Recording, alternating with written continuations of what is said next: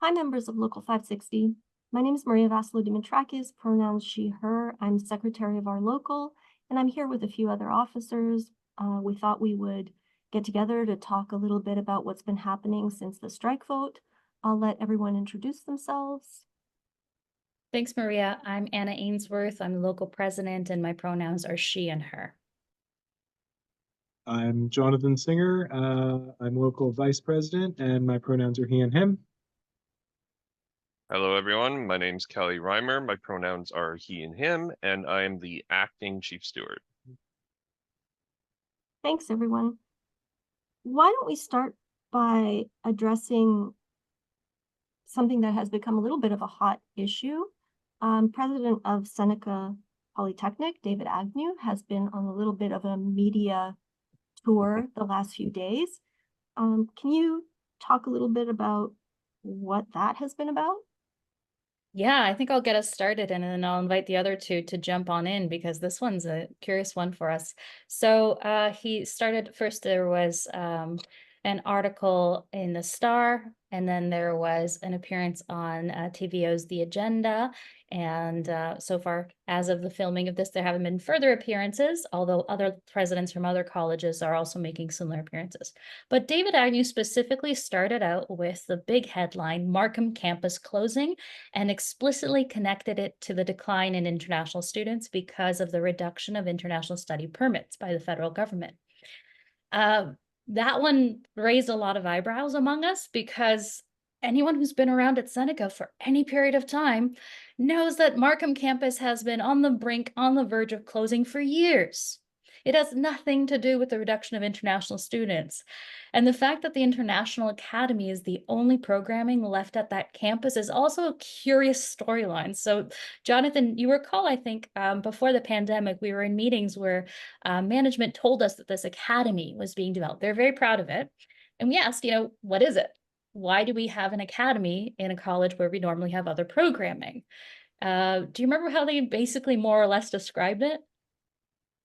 Well, I could be wrong. I mean, I think it was kind of like, well, it's all the same programs, just siloed off and, separated from domestic students, right?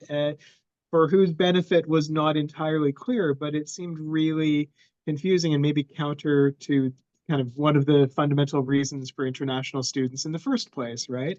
And certainly counter to the supports that international students might need, by placing them in a building and relegating them to a building that's located at the intersection of two large highways and that doesn't really have much by way of housing or commercial property, within walking distance, for example. So it was an odd choice to begin with. The pandemic paused the rollout. There had been students slated to start, but then pandemic. After the pandemic, the college informed us that it was starting up again and they had decent enrollment. And here's where I'm going to throw in a very important point for us from the locals' perspective. One of the articles in our collective agreement, Article 28, is about employment stability. And it basically holds that both the union and the college side have a mutual responsibility to maintaining employment stability in the college. And so we have a joint committee to that effect, and the committee's responsibility is to review long-term and short-term trends for employment stability. So we've been meeting with the college and this committee requesting information such as something so secretive as enrollment numbers. And the college's response has consistently been, Jonathan. College's response has been consistently no. Fortunately, I don't think they've gone quite so far as to say that enrollment numbers are not relevant to issues of employment stability. But regardless of the relevance, no, the college is not telling us who's enrolling, let alone numbers of domestic or international students. So we have to rely on what we're told, but what we were told was enrollment was steady and stable. And then this last year has seen the rollout. First, the federal government announced that there was a reduction in international student study permits. Then there were subsequent, there was another announcement by the provincial government that had an impact on domestic students and international students. And then further, a third announcement that I'm not going to get into the details of, but they have had a significant impact. And so the colleges, plural, 24 of them, are scrambling. Seneca is least affected by this, absolutely and conclusively least affected in the system. So it was very surprising to us when David Agnew was going on a media tour claiming a connection between the reduction of international students and the closure of a campus that we knew to already be mostly shuttered. And that had very few students to begin with. So it was troubling to hear that framing. Admittedly, in those media appearances, David Agnew did then pivot over to the decline in provincial and federal funding over the last 40 years in Ontario. And that is a point on which we absolutely agree. The data is very clear. We as a division, the colleges of Applied Arts and Technology academic division of OPSEU, CAD-A, have been arguing vociferously for many years that this is a very dangerous trend in post-secondary education. So yes, he did pivot to that, but the very beginning of it was bizarre and distressing for a lot of members because it seemed to imply potential layoffs and greater instability than there actually is, especially given the really remarkable surpluses in the provincial system. Yeah, it's true that, Ontario's, per capita, per student funding of post-secondary it's actually like 57% of the average of the other 9 provinces. I mean, it's the lowest of all 10 provinces. But what I think I would say, and it's entirely appropriate for President Agnew, like it's appropriate for us to argue that funding should be increased. It's an important investment in Ontario's social and economic future. And certainly international students can also play and should play an important role in the future of that system as part of the whole. But to connect it to the closure of a campus that, was, I mean, at least the rumors were that they'd been trying to unload this campus for, quite a while in the past. So, I think that the funding could be entirely what it should be, and Markham campus might still be closed simply because, amongst other things, more classes are currently online, and maybe there's less need for space on campus and in classrooms. Very little of Markham campus, I think, was devoted to Seneca purposes. I think much of it had been leased out already.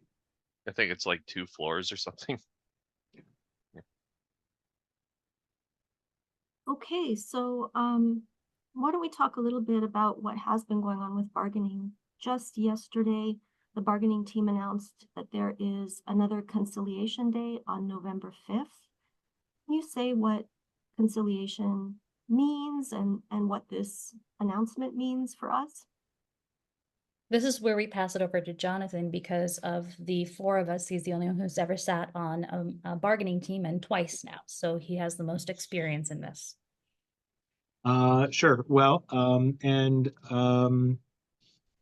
at some level, both of those rounds of bargaining were resolved at some level in conciliation. So conciliation is basically a kind of mandated mediation that's required or specified through the college's collective bargaining act, which governs how OPSEU, the union representing our bargaining unit, the 16,000 faculty, full-time and partial load, province-wide, professors, instructors, counselors, librarians, how we bargain with the college employer council. And one of the requirements is that before bargaining breaks down and leads to labor action, whether it be strike or lockout or changes of terms and conditions of employment unilaterally by the employer, that there is a conciliation process, which is basically, we'll call it mediation, administered through the Ontario Labour Relations Board of the Ministry of Labour. And in 2014, for example, the parties were able to come to an agreement with the help of the conciliator, and a strike was avoided. And in our last round, in the conciliation process, we came to an agreement that did prevent a strike and led to a final resolution of our collective agreement. So, it can be productive. The 2 sides are continuing to talk. This is appropriate because, for example, we had always said that we needed the strike vote in order to try to resolve the issues at the table. And this is exactly what resolving the issues at the table could look like. it does involve negotiating, and they only had one scheduled date for conciliation following the successful strike vote. So we now know that there is going to be at least another. That seems appropriate. It's concerning that in the wake of this strike vote, to my knowledge, management has not removed from the table any of its proposals to claw back our rights or to take away rights or grant new rights to management in our collective agreement. The fact is that, our bargaining team was given a really tremendous mandate by the membership because we want to bargain forwards, not backwards. So there's a bit of a concern that management appears to be trying to continue to push us backwards, and that might impact the potential success for mediation or conciliation, as it were. But it seems entirely appropriate that the parties would continue to talk after the success of this strike vote, which was first and foremost a mandate to the team to try to get a deal at the table. So what does this do for a timeline for labor action? And then also maybe we could talk a little bit more about what specific concessions they're asking for. Sure. So I'll talk about the timeline and then we can split up the concessions because there are currently more than 30 concessions. So it's worth discussing those. In terms of timelines, there is a step required before any labor action occurs, and that is that one or either party, so either the college employer council bargaining team or our union bargaining team, requests what's referred to as a no board report. Basically, they inform the conciliator, this process is not working. We need to move on to the next stage of bargaining. It is, in effect, the next stage in this process. So the conciliator then concludes the conciliation with a no board report. Once that's filed, there's a 16-day period between when it's filed and when either party can engage in labor action. The college employer council side, so the employer side, has a few options of what kind of action they can engage in. Those would be imposing terms and conditions. So basically determining what our temporary contract would look like. They could also potentially lock us out, which they have said on numerous occasions they would not do. They can also do what's referred to, we call it a forced offer vote, but basically they're entitled to bring to us a proposal that they have at the table that our bargaining team has not recommended to us and ask us to vote on it directly. For our side, union side, we have the option of labor action of course, a strike, which is complete removal of our labor. We could do rotating strikes, so different campuses, different colleges. We could do work to rule as we've done in the past. So there are a few options for either party, but before any of those are activated, a no board report has to be filed, and then 16 days later, anything can happen. So that's that. And then now to the concessions. Why don't I pass it over to Kelly? Do you want to start off with some of the concessions that we're looking at in this round of bargaining? Yeah, sure thing. So one of the big areas that we're seeing is the colleges are pushing more towards what is called two-tiering. Two-tiering refers to essentially othering groups within the local. So you have two different categories that are treated differently, have access to different rights, have different pay structures, and so on. This is seen most significantly when we look at the divide between post-secondary faculty and non-post-secondary faculty. So for example, faculty teaching in academic upgrading, faculty teaching in English Language Institute are considered non-post-secondary. And then you also see this in the sort of distinction between partial load and full-time faculty members. So starting off quickly with non-post-secondary, some of you might know me, I do teach in the academic upgrading program, and already there exists some slight differences. If you are teaching on contract as a partial load faculty member, you're actually already paid a little bit less for teaching a non-post-secondary program than professors on contract teaching in post-secondary. So there are already things that do exist. In addition, some of the proposals that the college has put out include increasing the maximum number of teaching contract hours from 20 to 22, which has a couple other effects, basically increasing the maximum number of teaching contact weeks you'd be working in the year from 38 to 40, Now, the way you can look at that is an increase from 190 days to 200, or a total of 760 teaching contact hours up to 880 in an academic year. So more work, more time taken out of your year to do the same job for the same pay, essentially. This puts a lot of things at risk. They also wish to redefine the academic year from being the 10 months that it currently is, along with vacation and professional development, into a 12-month year. And the risk from this is it puts that 43 block vacation period at risk, because some of the wording says that you could basically be teaching throughout the whole year. So you would no longer have guaranteed sort of access to the vacation. And it also puts at risk that 11th month overtime provisions if you've ever been asked to teach for an 11th month in the year. So those are some of the divisions that they're trying to implement between post-secondary and non-post-secondary. There's also a couple that impact partial load professors. One of the big ones is that they are trying to look at the work that you do outside of the classroom as being considered already compensated in the existing language. And having that explicitly stated removes some of the argument we would have that that workload should be compensated. So they're basically saying that it is already being paid for by the hours you're attributed. They also want to add a 10-month probationary period to partial load faculty. This means you're already precarious when you're starting off as partial load, but now you have to go through that 10-month process first before you even move to the standard partial load capacity. Another big change there is removing priority hiring of partial load for partial load courses under certain conditions. Right now, we won the partial load registry, which is a form of seniority to make sure people who have previously taught a course will have priority.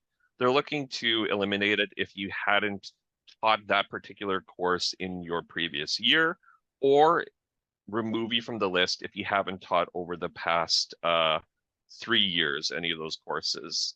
And so you would have to, if you were 4 years or beyond, you'd be sort of removed from that list. And what this does is putting you at risk if you're already in a probationary sort of precarious situation, that if you take an outside contract, for example, and you're working for a couple months, for a year, you could lose some of those rights you already had, some of the protection for course load. So looking to create a divide amongst us so that we're spending a lot of energy kind of fighting amongst ourselves when we could be working together.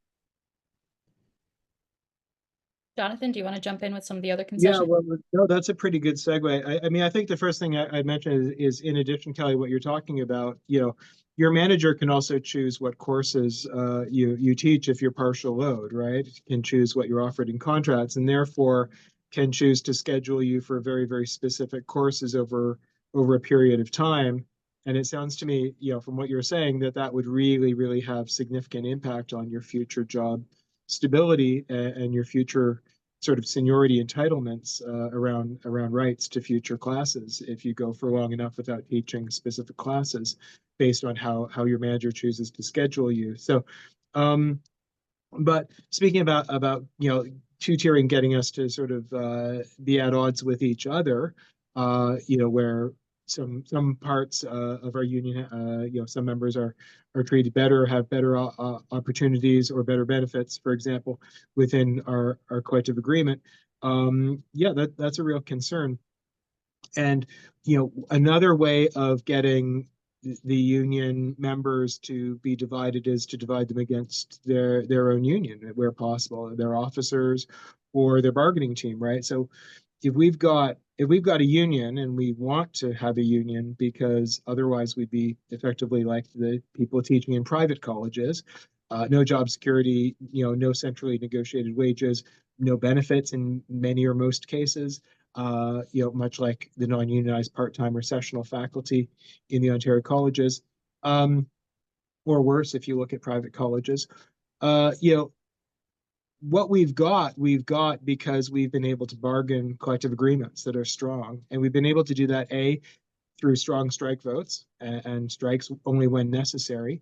But B, by having a really strong bargaining team, which has adequate supports and opportunities to bargain and to to do the work of representing their members at the bargaining table. And one of the things that's being proposed from the College Employer Council is to reduce the amount of time and paid time and leave that the bargaining team would receive in order to do that work. So it would no longer be covered effectively through our collective agreement as something that the union has negotiated as a benefit, and we have negotiated that in past rounds. It would now be the amount of time that the bargaining team would get covered off work, for example, and paid would be reduced, and that would really limit their ability to negotiate at the table. Well, that means we would end up with a bargaining team that was not able to be as effective, and therefore not as effective at pushing for our demands, and therefore that would mean effectively that we end up with worse collective agreements. It wouldn't be as effective at organizing and communicating to members and responding to the needs and the will of members. So that's a real concern that I have when I look at some concessions in the CEC's proposals, that I think the bargaining teams would be weakened. And I've been on 2 bargaining teams. I know that the work is very, very important, and I know that they accomplish a lot. And I know that having the time and the ability to do things, even if it just means examining the translations of our collective agreement and making sure that it says the same things in French and English. That's just one tiny thing that a bargaining team does, but it takes time, and that's work, and it's important work that benefits the system on the whole. So that's where I get concerned about. The other thing is that at the local level, there's proposals from the College Employer Council that would make it harder and a little bit more labor intensive and complicated for your local officers to get time off or request time off. That time would now have to be requested in some cases up to over a year in advance, I believe, for some parts of the academic year. That's really problematic, and it's about harming the ways that locals can function to represent members. And optimally, I think the College Employer Council seeks to have members ultimately conclude that their union's not very good at representing them. And I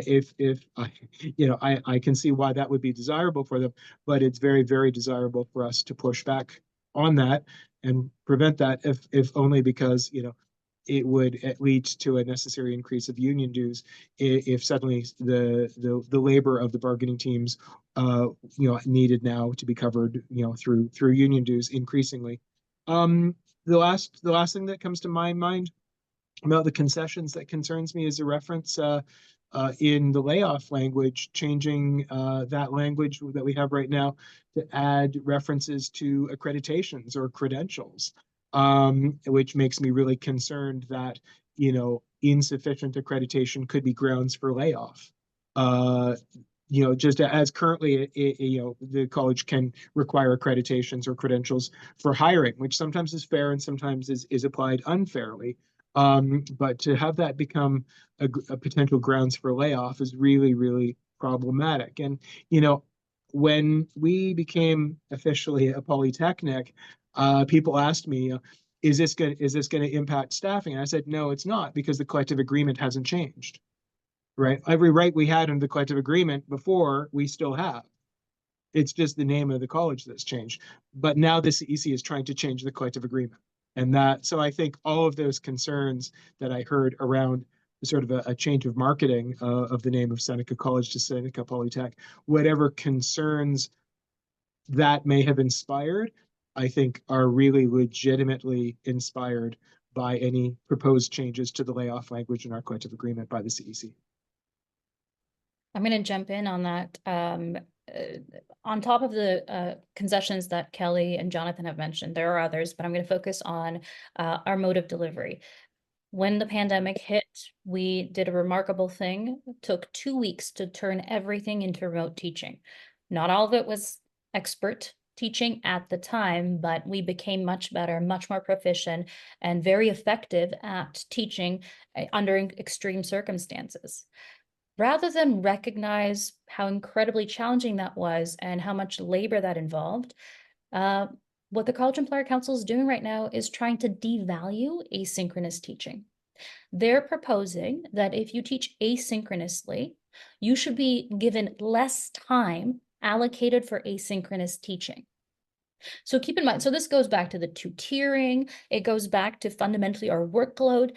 Asynchronous teaching is as valid and important as other modes of delivery, but they're arguing that it's not, that it requires less of our labor.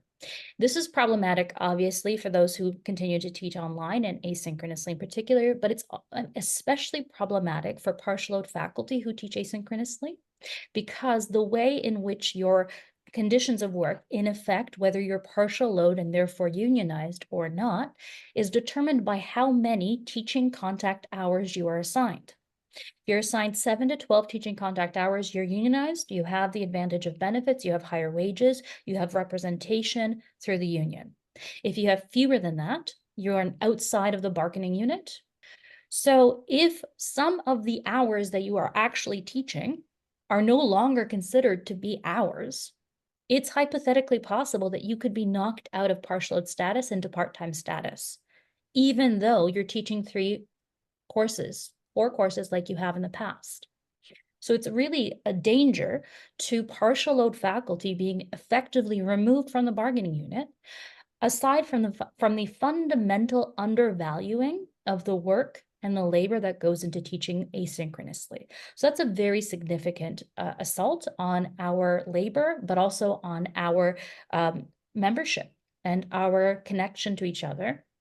And as Kelly pointed out, and Jonathan has as well, dividing us amongst ourselves is one of the tactics that is deployed in any unionized environment, because the more divided we are, the less effective we are as a unified front.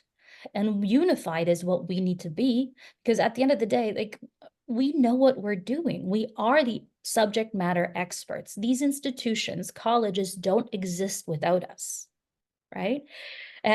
So I get very personally frustrated when the college employer council, but colleges come after our labor in this way and come after us as a division and come after and try to divide us amongst ourselves. I think that's one of the greatest harms they do to us.